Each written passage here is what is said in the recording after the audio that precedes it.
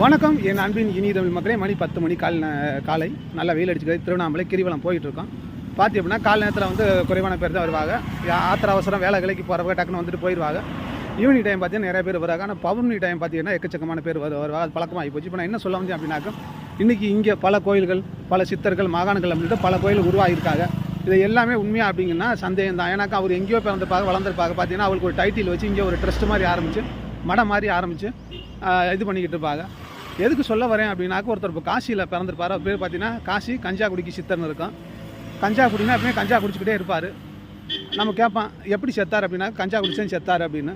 அப்புறம் எப்படி சித்தர் ஆனார்னா, அவர் எங்கே சித்தர் ஆனார், நாங்கள் தான் சித்தர் ஆக்கிட்டோம்ல அப்படின்னு டைட்டில் போட்டு மகான் சித்தர் அப்படின்னு சொல்லிட்டு நிறையா பார்க்குறோம். இங்கே எக்கச்சக்கமாக இருக்குது.